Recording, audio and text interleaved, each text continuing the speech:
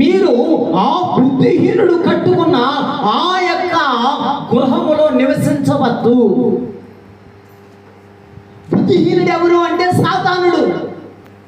వాడి కట్టిన గృహము పాడైపోతుంది. దేవుడు కట్టిన గృహము ఎన్నటికీ పాడు కాదు. ఇసుక మీద కట్టుకున్నది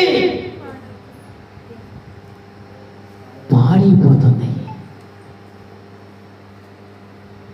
నీళ్లు వచ్చి దాని మీద పడినా,